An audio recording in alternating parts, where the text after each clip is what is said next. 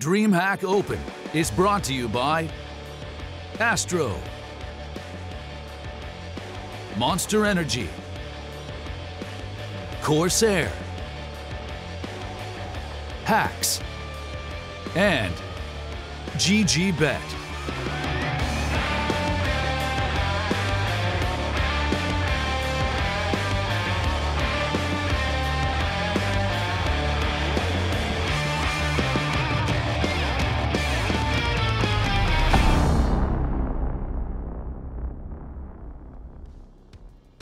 Alright everybody, it's time for our 2 winners matches, starting with Imperial versus Ago and Complexity versus Optic to follow. The winners of each of these matches will advance straight through to those semi-finals and even closer to that much coveted trophy on stage. My name is Parla and I'm your desk host for the duration of this event. And as always, I'm joined by some more than qualified.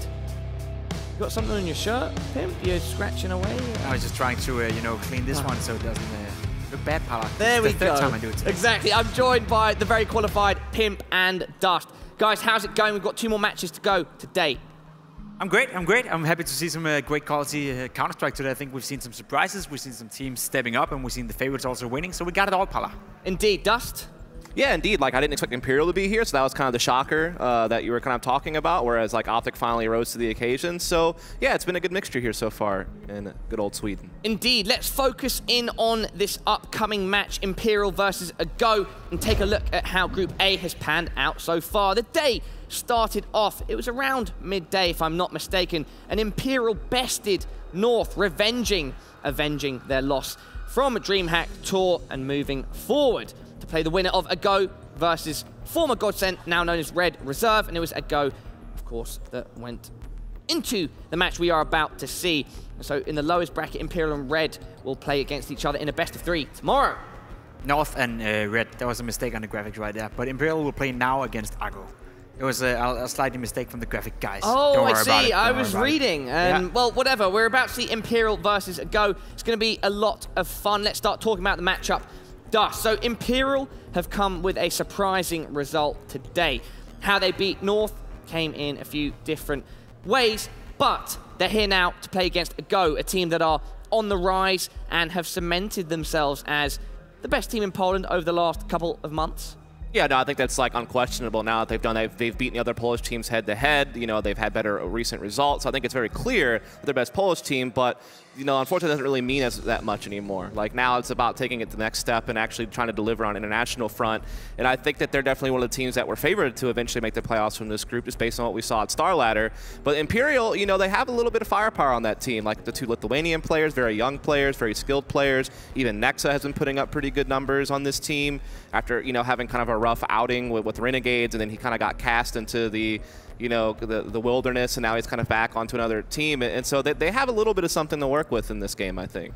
Indeed. Again, this is a best of 1, and we should talk about the veto. Pimp, what are you expecting to see come out, or what are you expecting to see be banned? I mean, Train is going to be interesting to see who's going to ban that, if any, because both teams are very comfortable on Train. Both teams did play Train today. They've played it today already, both of them. So I'm at that both teams are comfortable with, and both teams have already played.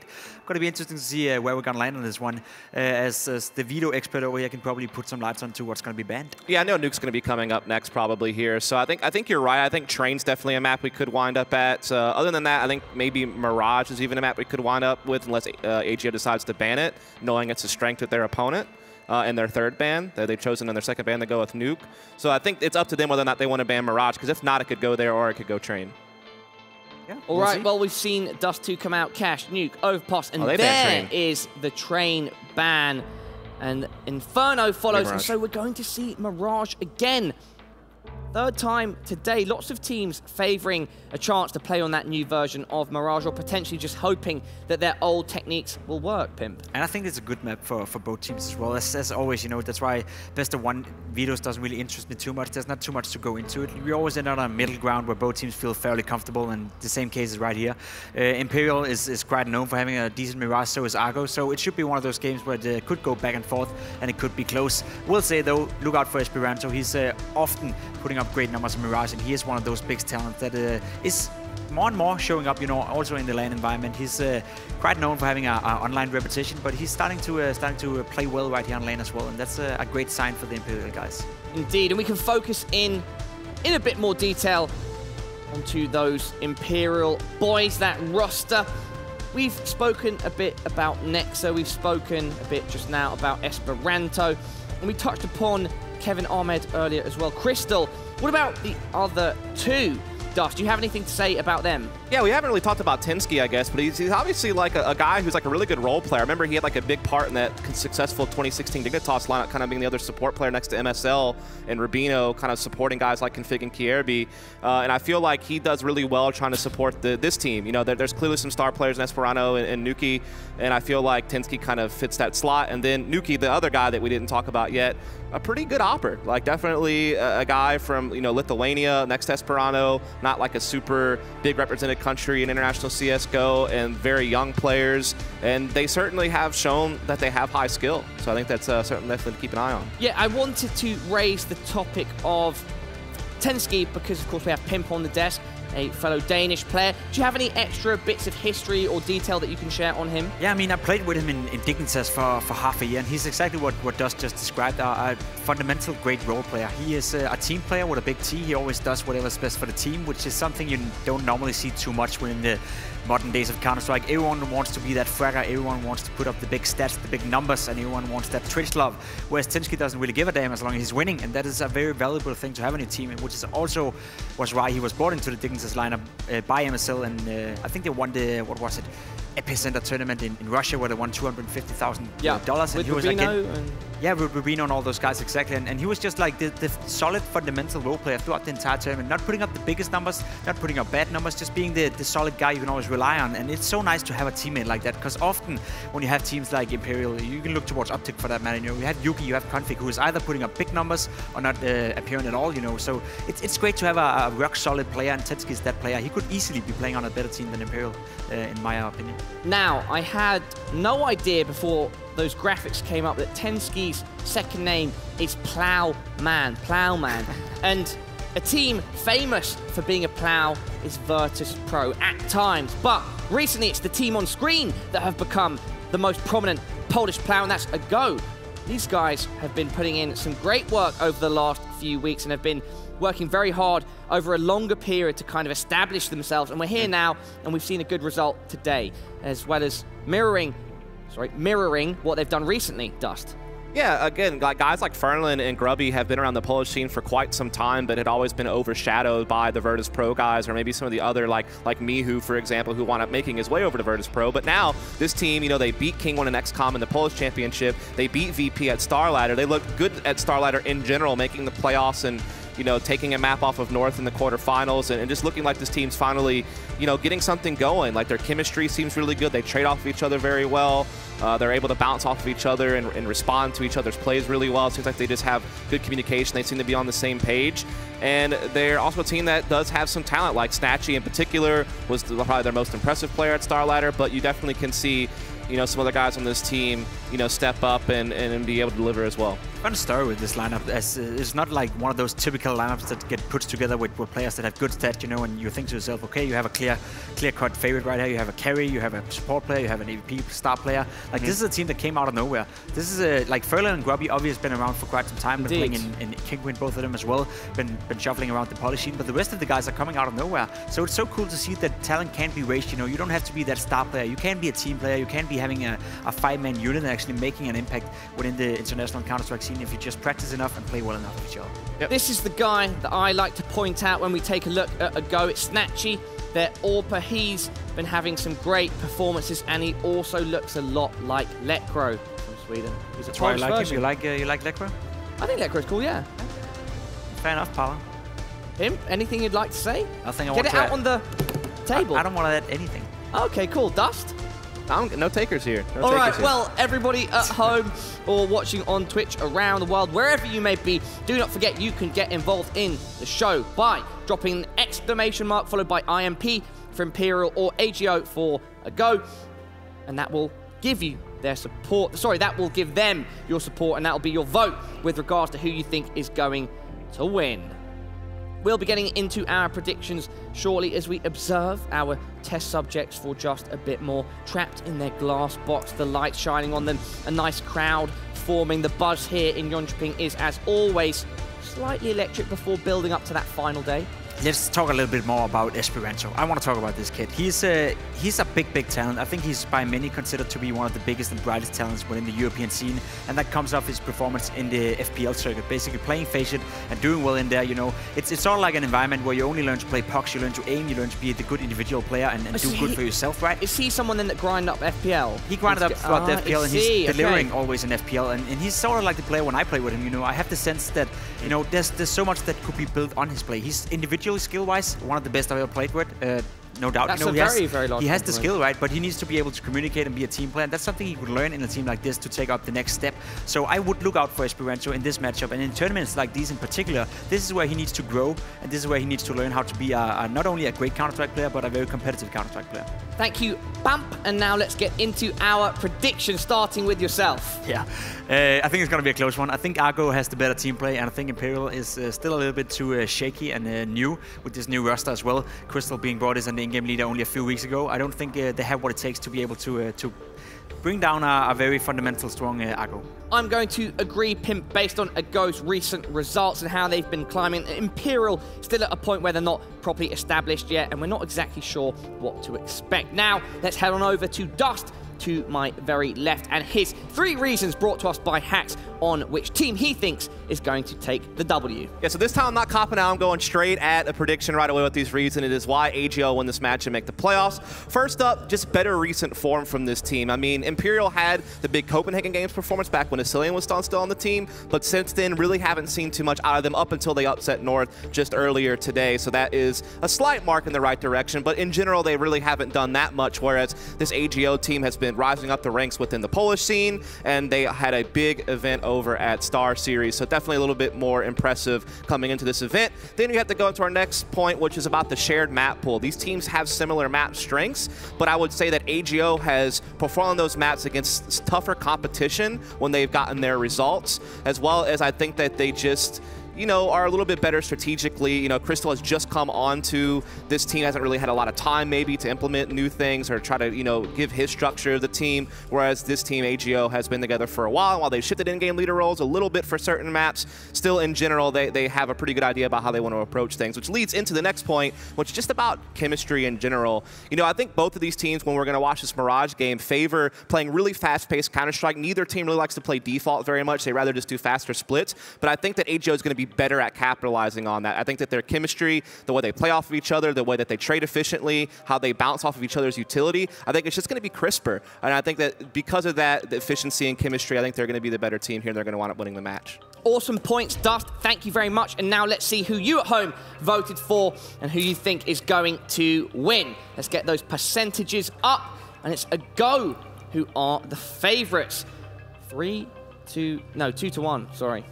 Maths. Never do maths on stream. Now, everybody, let me tell you, in a galaxy far, far away, a long time ago, an Imperial Legion swept across the universe and controlled everything, but 2 Jedis swept down and took them to pieces and took back control for the forces of good, and they went by the name of Blue and Scrawny. GG, and they're here joining us today. Blue? You messed up. Blue. You were building up such a big moment. The build-up, it was so blue good. lightsaber. And you just messed up that last It was line. good, though. You messed up the last line. Jedis, Sci-Fi, Hugo. I thought we Scrawny. were insurance salesmen. Take it away, my boys. Thanks, Paul. Look at this man.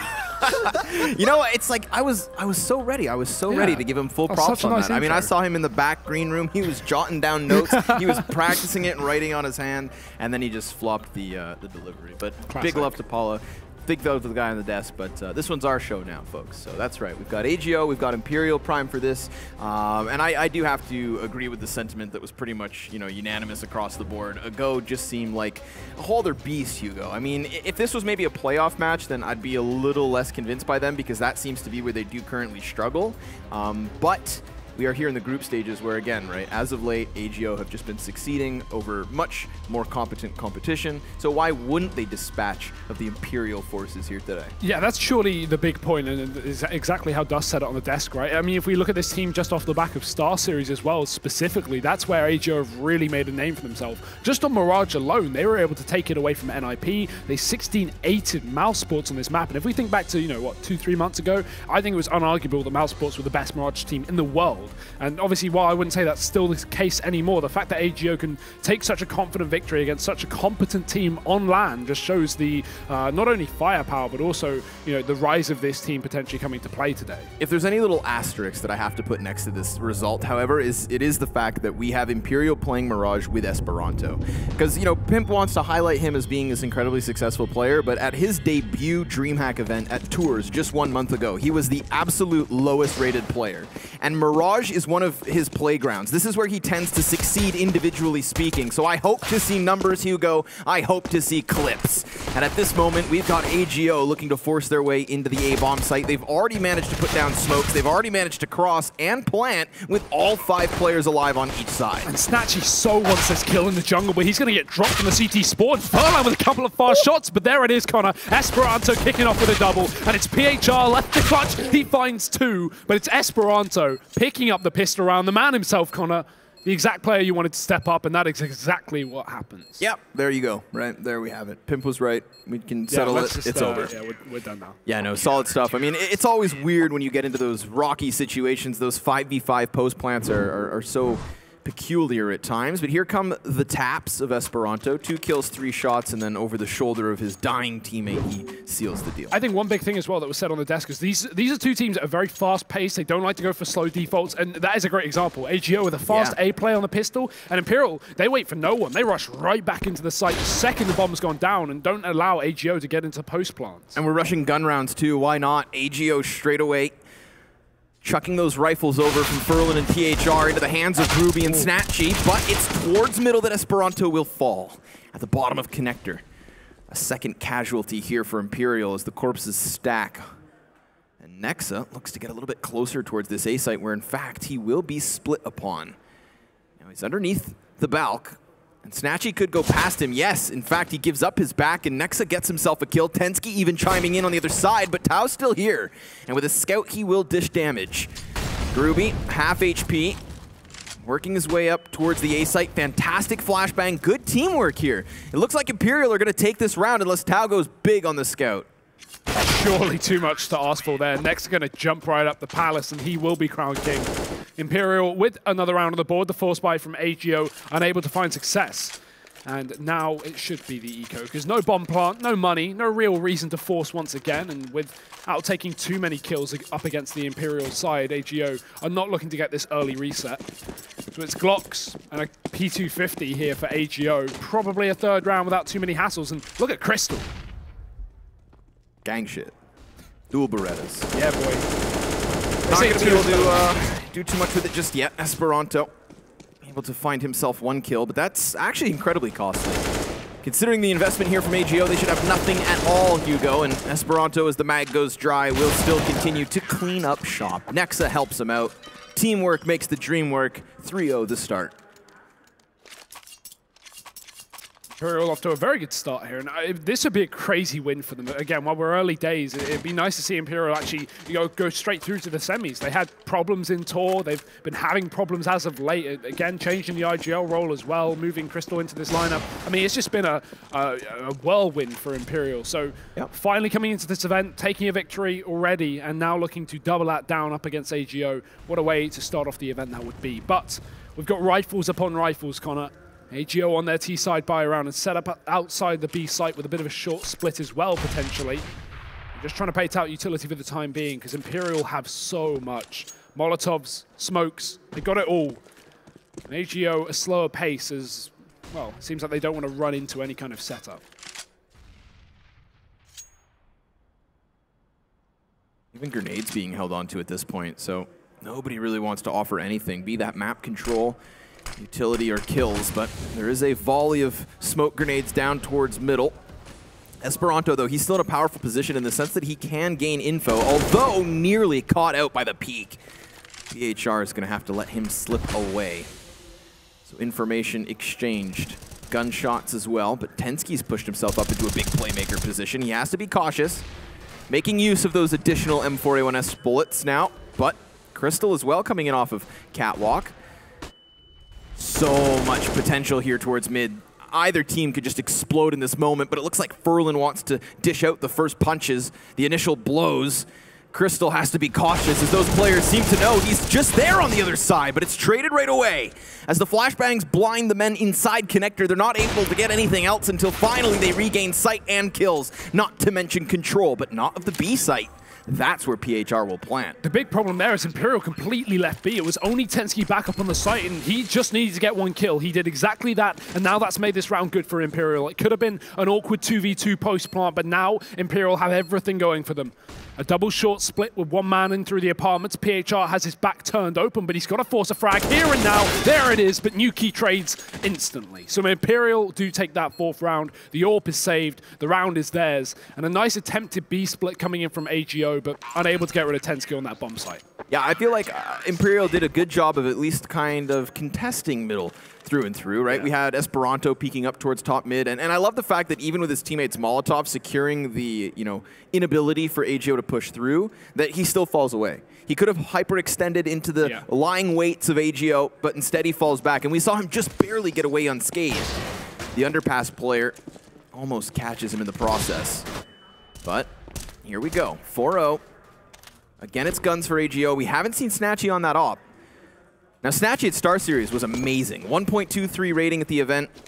He had over a 1.0 rating in 9 of the 10 maps they played. So I'm hoping he gets that op soon enough, because that's where I think he's most impressive. They've not had money for it, though. Take into account the second round force from AGO has kind of set them off on bad footing this half, considering they haven't won any rounds. And kRYSTAL, he knows, but he can't find it. It's the man himself, Snatchy, opening this up and pulling it back for AGO. A very aggressive mid-play, considering Imperial had the man advantage. But if you look at the limitations in utility, there can be a justification made for it. Now, though, AGO very split up. With the bomb lurking in the apartments alone and AGO still with players outside of the A site, they will surely begin to rotate. The problem is, again, Tensky down on B. While he's the only man to stop this madness, all he needs to do is get a kill. Try and delay this push in for AGO, call for that rotation of the rest of his team, and now the contact going to be made. Tensky trying to spray, and he finds one. That's enough. Bomb spotted by Gruby. He drops back down towards the underpass. Snatchy's going to work his way up through connector at the same time. Spotted out by Nexa and swept away, but he puts his gun away, Hugo. And that's going to cost him his life, not to mention a possible opportunity for AGO.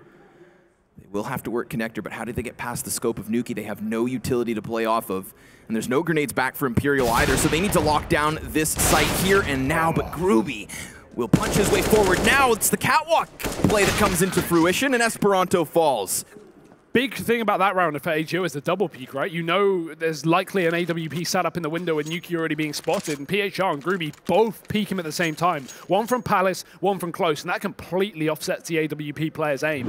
Very, very well thought out by the side of AGO, because that could have been pretty much the one round. Assuming Nuki gets one kill there, you have the second man on short to catch the cross as well, but in the 1v2, he can only find a singular frag. So AGO on this board, with the damage done from these previous few rounds, Imperial don't have a bank to fall back on. They've got a couple of guns here, but 3 real limitations, an MP7 and 2 pistols.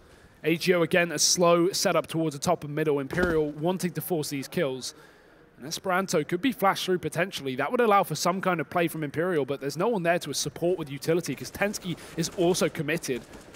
Just waiting for contact to be made, and AGO are not biting. They're so patient with this top mid play. kRYSTAL gets burned alive. And at this point, still nobody actually extends over towards middle. I mean, even AGO don't want to go around that corner. Although now it's, at this point, Esperanto peers a little bit further. He's been primed in this position multiple times, this time nearly getting himself a kill, but now the pressure comes back his way. The flashbang's so damn good.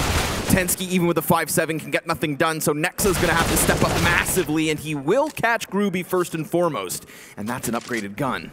AK-47 in hand, gets back split into the bomb site, and he does see this pressure coming in off of jungle, but he's able to win the duel.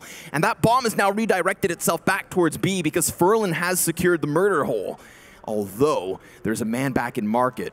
So it's not as though Tao has a clear sprint towards the bomb site. He may think he does, although the scope is there, ready and waiting.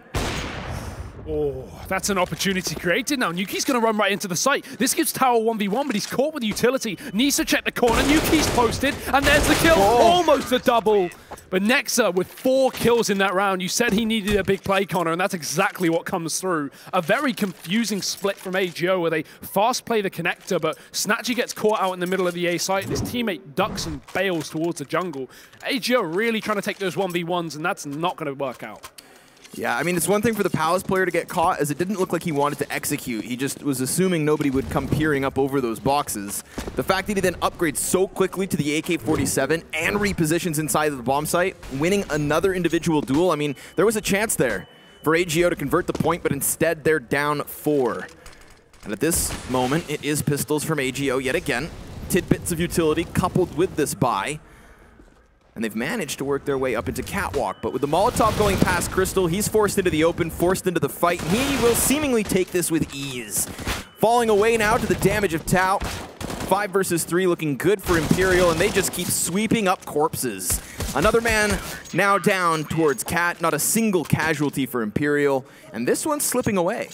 Well, Esperanto has heard you. Another 3K coming in from him. He is top of the board right now for the side of Imperial.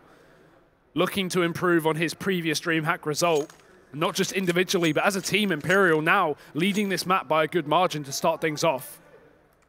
A bit of a tech pause coming out for the Imperial side, so we'll be getting our admins to sort that out nice and quickly. But hey, I don't think things are looking too bad. It's 5-1. No.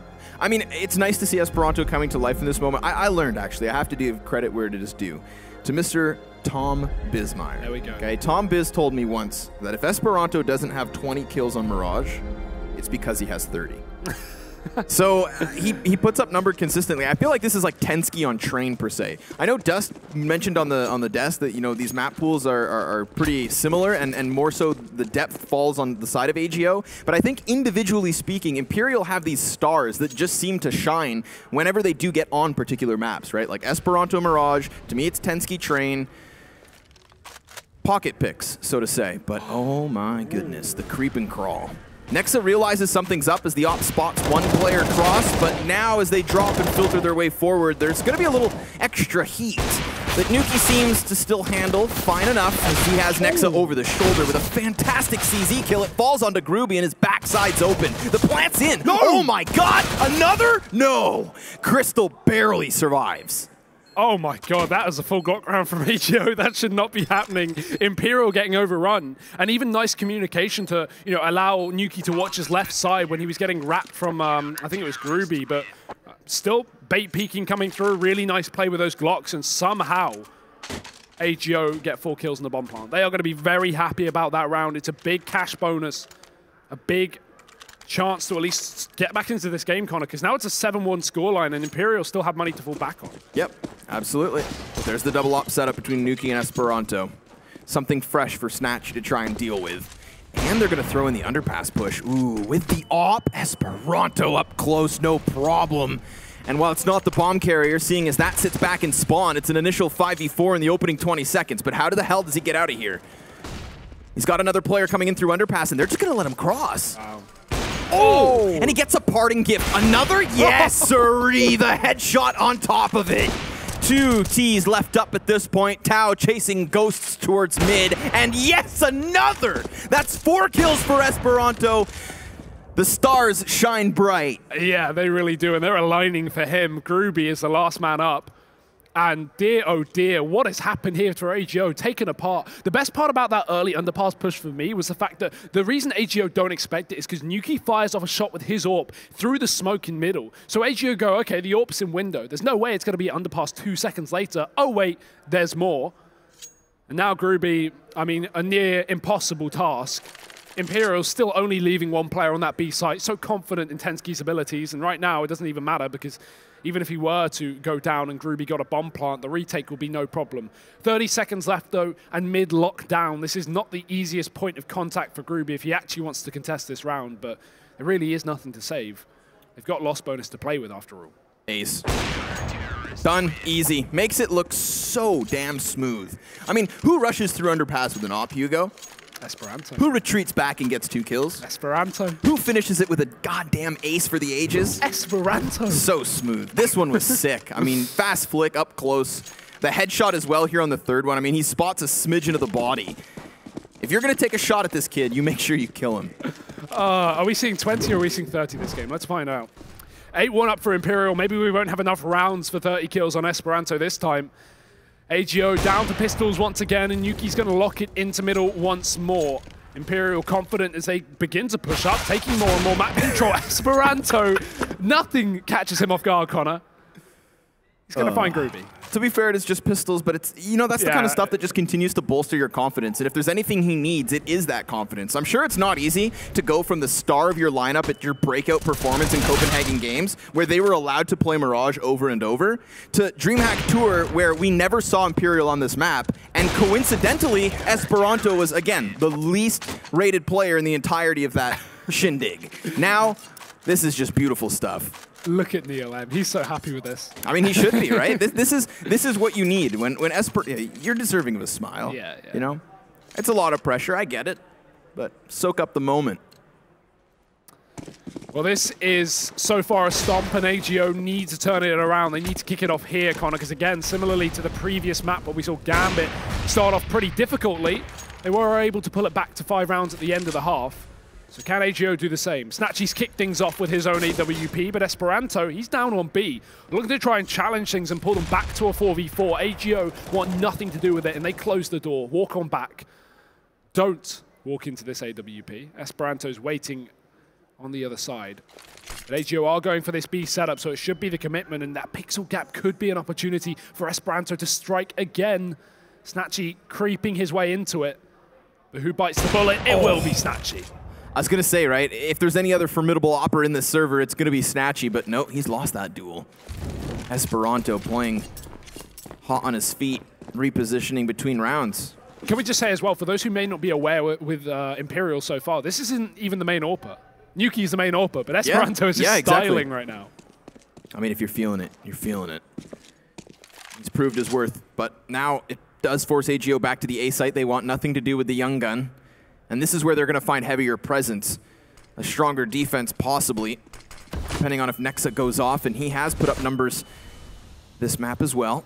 With the smoke grenades and flashbangs, they've created a bit of a chance, but they will rotate back. I mean, it makes sense. Look at the way that the CTs have rotated this player into connector. That's going to be Tensky. Still Esperanto holds the line at B, and he lets one man cross, but can he get himself another?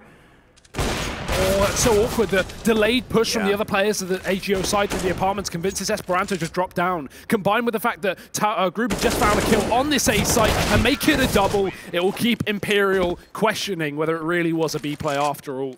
AGO, a delayed push, but hey, it works out. They find the kills to stack together a second round on this T side. There's that weird little instance of timing there where Esperanto, you know, he holds the window cross anticipating somebody else, then realizes, oh, maybe this guy's alone, tries to go for the wide swing, and then is, in fact, caught by the second convoy.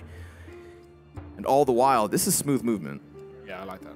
Never did Nuki see that peak coming, so nice little pickup from AGO, a second round of the board. It's obviously not exactly where they want to be at, but this is now where Imperial have a chance to take a pause, get some input from NeoM. An outspoken coach, of course. Very much so. He's very confident in these players, and I think he has a reason to be. We've seen them shine at least here in this map, and hell, even earlier today. It's kind of cool that we see them play North to start off the group, because that's their initial matchup the last time they attended a DreamHack. Yeah, and the big thing as well is you have North being so inconsistent right now. Imperial beating them goes, okay, that's a great win, but it is North. They can win and lose to anyone at the end of the day. AGO's certainly been on an uprising trajectory, so if Imperial took this win as well, this only reaffirms how much they've obviously improved coming into this event and how good they're looking right now, especially on Mirage. Nuki with the opening kill shuts down Furlan in middle, and with 2 players up in the Palace, Nexus got to be careful. Bomb being picked up for AGO, and another smoke setup could be coming through, but we have the manpower to contest it here from the Imperial side. Nuki back in the spawn, and Nexa repositioning to avoid any kind of Molotovs to go underneath that balcony. With the amount of utility we have for AGO, that's certainly a likelihood. But maybe not the smoke setup, Connor. Maybe just the contact players. They begin to position PHR up ramp. He looks to walk his way in. Nuki's going to get any kind of vision here towards AGO. So if someone's going to get an opening pick, it should be the sniper, but a perfectly timed flashbang's going to make his job that much harder. There is still a player just crept and committed away. Back behind boxes, it's Nexa. And at this moment, nobody's checked it. In fact, you can see by these two players on the floor that they may not even go back here. Esperanto's going to try to pull the attention of the players towards Palace, firing off a shot and not yet connecting. Now Nexa's been revealed, and he will commit to the spray down, catching Groovy, but only one. It is still, however, a 4v1, and Snatchy's got this. Ooh, out of control, unfortunately. His entire team is gone, Hugo. We've even got a flank coming in, just to add insult to injury. Imperial with kRYSTAL wrapping in through the spawn. Snatchy's just going to get overwhelmed, not ready for that play at all. And even though damage was done and we had low HP players from Imperial, no one able to capitalize, no one able to finish off their frags for the side of AGO. So their second round one, Connor, instantly reset once again. Not only does this mean Imperial are still going to have the bank to play with it, but AGO's money is just getting crushed from time to time. And yeah, of course they force buy in this situation. It's 10-2. You need something eventually. And rifles are really all they have to play with. A lone Deagle on PHR on a fast A play to start it off. Esperanto going to be pressure, but it's Nexa on the site to put up a kill. Spray missed, but he does convert it to damage. The issue is his teammates are falling like flies. Two low players from the side of AGO, so Nexa certainly can try and isolate more damage, and that he does exactly. Yuki trying to hold the cross before, but we've seen AGO deal with his position in previous rounds. Assuming they go again for that double peek, he may be countered. They'll use the smoke instead, but these AKs up for AGO, they're so deadly. Despite there being a massive HP advantage for Imperial still to work with, it's numbers and guns for AGO as well. No utility, though, for them in the after plant. Still smoke's solid for Imperial. They could just chuck those back towards ramp. Even a Molotov towards Sandwich would burn Snatchy alive. Hell, PHR susceptible, and now that's the man with the most health down. These players are holding on by a thread, and here comes the needle. Nuki only able to get himself one, but the duel is still traded back by Tensky, who will defuse fine enough. 11-2, and one hell of a CT side coming together for Imperial. I've got to say, it's a really nice attempt from AGO, considering how that round started off. It looked pretty terrible. They found the entries, but when you have three players on 30 HP or lower, and two of them, significantly lower, it's never really a realistic round, you should think. But they still bring it down to the 1v1. However, when you're 14 rounds deep into the half, getting close isn't good enough, because AGO only have 2 rounds to their name and an eco on the horizon. They've got to pull in pistols as they wait to buy up on the final round of the half, and Imperial have had no problem with dealing with these kind of buys before. Esperanto back to middle, and he looks to take confident duels as they work their way up short, and to their death as well. Esperanto finding 2. Yuki comes in for support, but it's not even needed because kRYSTAL's found another kill off the back of the pistol, and PHR tries to keep it standing, but it only goes so far. This round is over. It's only Tao left to go down. Yeah, once that smoke fades, he'll have no cover. Up close, though, still works the CZ's magic, and then kRYSTAL comes over. So another one. Are we looking at a 13-2, Hugo? It's looking good, that's all I'll say. We do have a buy for AGO, at least not force buying in those last 2 rounds. AGO, a team that I've commended in the past a lot for their buying. Not really a team that ever makes questionable force buys. Of course, they bought off the back of the reset, but then going for 1 standard eco after that makes sense, considering now they've got full AKs. Utility ain't too bad either. Again, it's the AWP from Snatchy they've been lacking this entire half, and that was such a big reason why they've had success in their recent events. You guys can see the updated odds as well at the top of your screen here. Imperial, most certainly being the favored team at this point. I mean, although remember, I believe it was versus North, DreamHack Tours, where they threw a 12-3 half. kRYSTAL up close will be the first casualty. This one now, Tensky looks to strike, and he does drop bomb, delaying the process for AGO, but smoke's all over the bomb site. That's bountiful cover for them to try and work. Still, Nuki with eyes up, attempting to catch some kind of an angle. He'd love to pluck one off the bomb site before this retake gets rolling. It is even keel 3v3. Although, you can see AGO patiently positioned back and waiting for Imperial to make their move. Eventually, they have to move forward, and with the fire and flames, they'll start this retake attempt. Furlan, trying to catch an angle back through window, does damage, but no kills yet until now. Both of these players clean up all 3. Yeah, nice work from Furlan. He takes the contact onto Esperanto, the first player into the market, and then flicks back to Esperanto on short, assuming that player pushing up from short doesn't expect the peak to come through. So nice work there in the post plant from AGO, but again, Connor, 3 rounds on the board. That is not a lot to work with. They've got a huge comeback needed to be mounted, and a pistol round must come through, but they lost the previous. Imperial looking to double down and take another convincing victory here to drag them forward to the semi-finals. And what a fashion this would be as well if Imperial were able to not only go 2-0 in the group stages here, but also with what could very well be a complete stomp if this continues in the same way. I mean, what's wild is that our last DreamHack event, right, in Austin, we had Rogue topping their group, and that was the first time a North American team or the North American qualifier team had exited group stage. I think like 6 or 7 events. The one previous being, you know, summer of that year. So it's been a little while, and I can say the same for the European qualifier teams as well. This would be a solid upset. I mean, taking down North and AGO is no easy feat. Especially the recent performance looking at Star Series, right? AGO coming like top 8 there, North as well, looking really, really good. So it would be definitely big considering the context of these matchups. It's not like they're upsetting, say, like a Gambit, which seems to be a team that is susceptible to these kinds of losses as of late. You know, AGO were looking on point even earlier today, exchanging rounds with Red Reserve. Now, of course, the second pistol in progress as it is the 3v3 towards B. Tau cleared off of the side of the bomb site, leaves it on Snatchy and Groovy.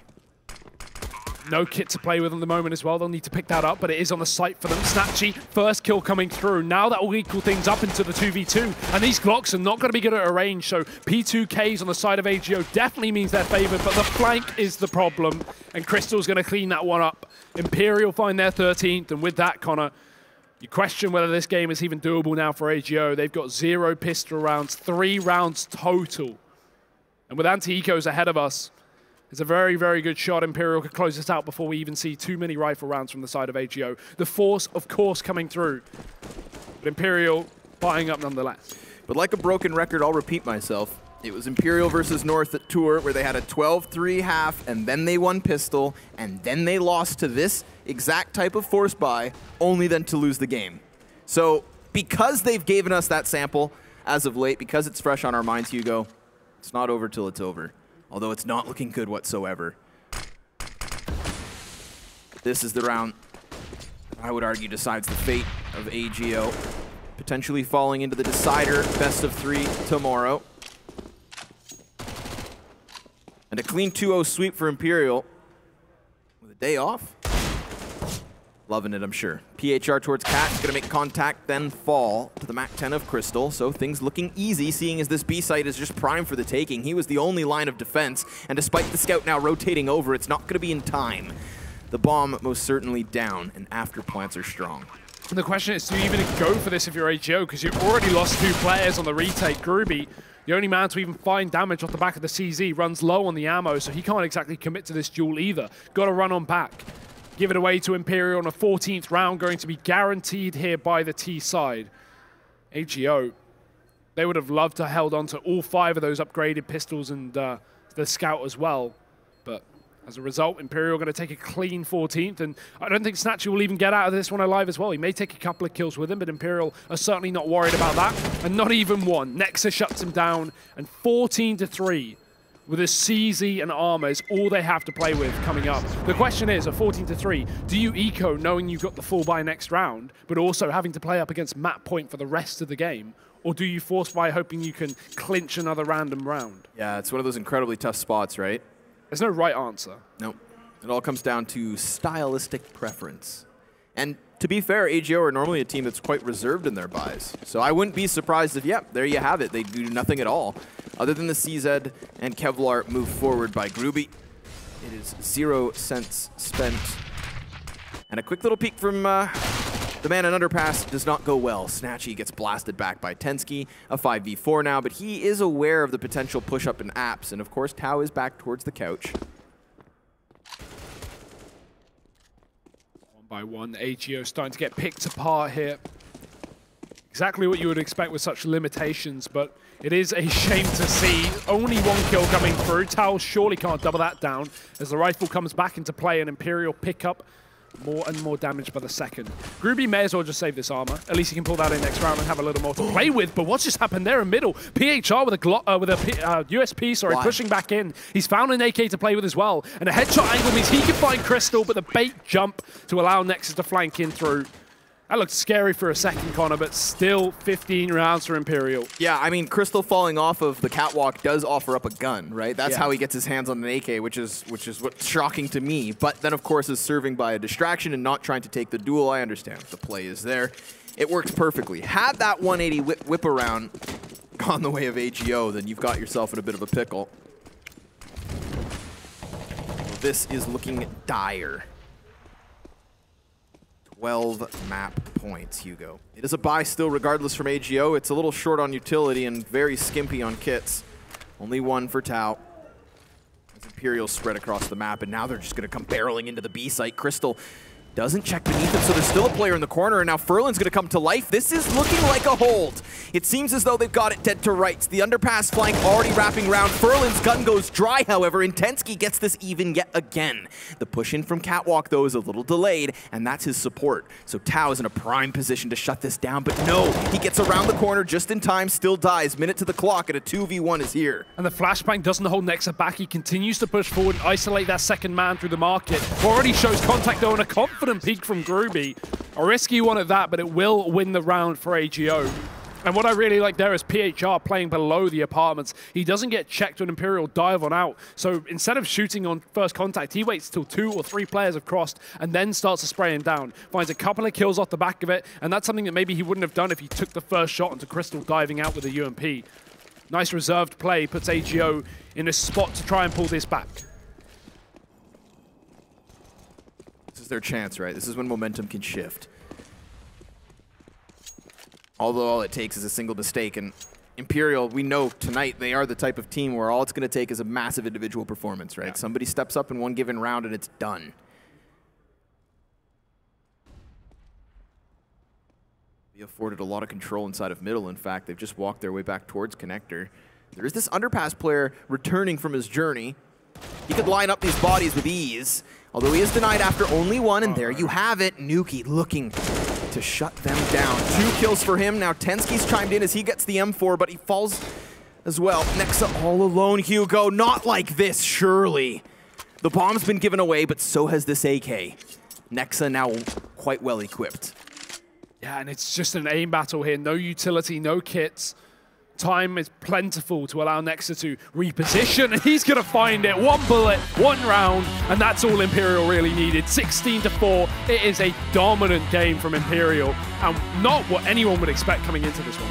No, and I mean, once we get moving forward into the rest of this tournament, Hugo, I anticipate Mirage being banned because the individual skill that shines through here from Nexa and Esperanto is quite impressive. 28 frags for Nexa there as he wins out in the final round. Esperanto just behind him at 26 himself. So that in and of its own is just incredible performance from these 2 stars. And that's what we were really talking about and hoping for, right? Was for them to show some of their potential. And I would say that's evidence right there. Yeah, now this really throws a spanner in the works, right? This group is going upside down as we know it, right? Yeah. North already falling through. Again, one of the teams that we kind of expected to be in this grand final. And Imperial is kind of the team we slept on, right? For good reason, though, given their recent performance, have just 2-0'd and gone to those semis. So I'm actually very, very excited to see how Imperial do coming into the rest of the event. Yeah, most certainly. And we're going to throw this one over to the desk for Papa Paula and Big Pimp with the old Dust Bowl to break it down. The Dust Bowl. Hugo, I think you're absolutely right in saying that that was kind of an underestimation in terms of what we were dealing the cards to Imperial, because they came out swing and they had a fantastic performance. They have been playing better than they have been playing ever since Copenhagen Games, let's put it that way. They had the Copenhagen Games one where they won the entire tournament, also beating North, and quite surprisingly coming out of this new LAN team apparently. Then they went off the radar, you know, didn't do anything, were horrible at tours, were horrible online, and now all of a sudden they're here again playing and playing great Counter-Strike. This was such a fundamental and strong win. You're going against a team like Argo. It's not easy to go 16-3, and we saw Esperanto, especially on the CT side, you know, dominating with both the rifle and the AWP pistol as well. And the pistol. He was just absolutely insane. I think he was at 19 frags after the first 9 rounds or something like that. So he was determined that he wanted to win this game. Yeah, from start to finish, Esperanto was just on top of things. It started with that pistol. He had the big ace round as well. A little bit later on with the AWP that I'm sure we're going to see in this highlight package. And just in general, like we talked about how, you know, both these teams are very explosive teams, like to play fast-paced versions of Counter-Strike, didn't like to play slow defaults quite a lot. But the problem is that AGO was never really able to get their T-side aggression rolling because players plays like this would happen, where Esperanto would disrupt them. He'd get in their face, he'd get a couple of kills. He never really overextended either. Like, whenever they would get an opening kill and get into a 5-on-4 or something like that, they would just kind of fall back and just, you know, force AGO to make a move. And I feel like at a certain point, AGO, got really timid in how they moved across the map. They started to really slow down and not really play to their strengths of fast-paced.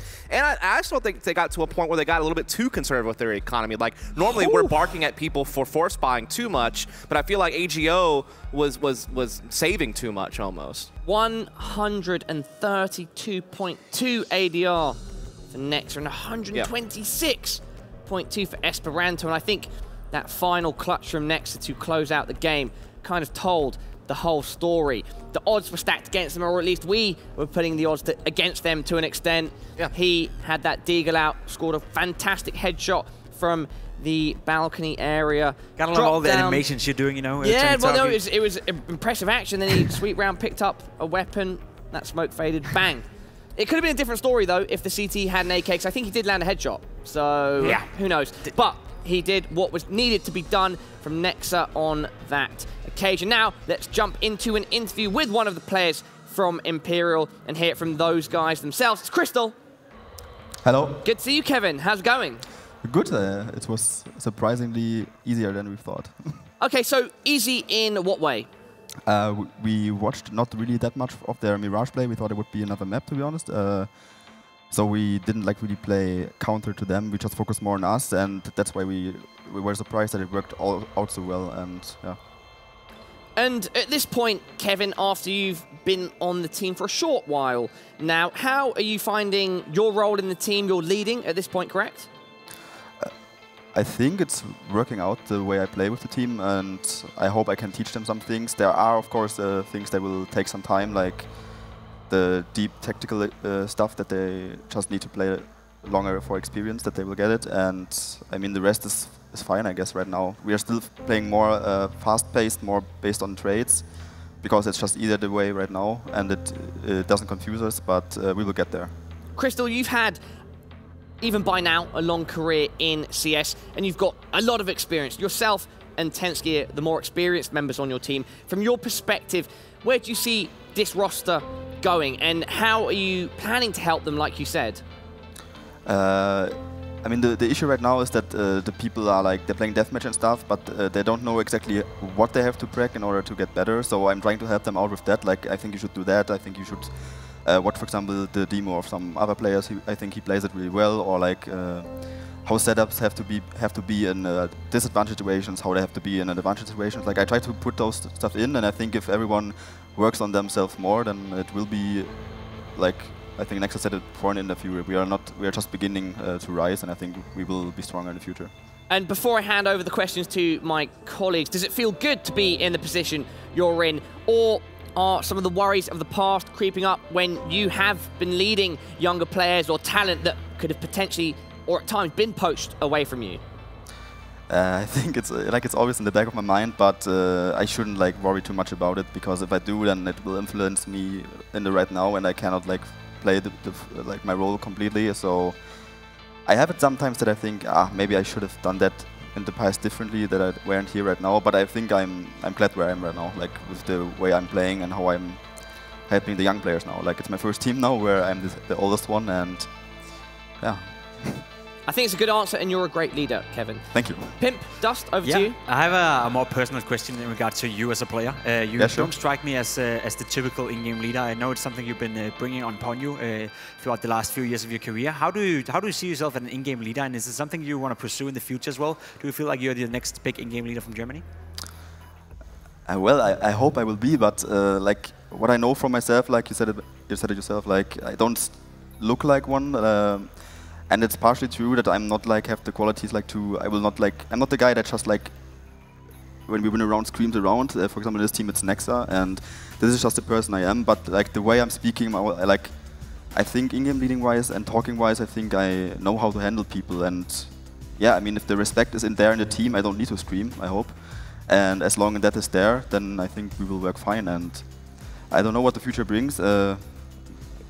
I like my role, how it is right now, and I just want to improve the way I am. leading by example. That's a good thing, right? We were going to get a final question from Dust, but we have to move the show forward, unfortunately. But hold your thoughts. We can continue them in the next segment. Kevin, it's great to chat to you. I know you're a fantastic guy. It's been a pleasure to know you for a while. And I hope you continue with power and four in this tournament. All right, Dust, would you like to add anything? Let's go straight to you because we're wrapping up this segment and we couldn't get your question there in at the end. It's perfectly fine. I'm impressed. Like, I would have thought that this team wasn't going to make it out of this group at all. Like, I actually had like AGO and North picked as the 2 teams to come out of this group, and now they're going to be battling it out perhaps for 2nd seed while Imperial has gone on 1st seed. So I think they have maybe turned a lot of heads at this event because, like we said, outside of Copenhagen games, wasn't really a whole lot going for them. And now, all of a sudden, you know, the stars of this team are stepping up. Esperano, beautiful performance on Mirage. So, you know, hats off to them. Like, that was like their 1 win condition was their stars showing up, and they did. So, fair enough. Indeed. Well, thank you very much, Dust and Pimp. So, we have our first semi-finalists in the form of Imperial. Surprising, definitely, to an extent. And we are about to find out who will join them. Will it be Complexity or Optic Gaming? Let's find out after the break.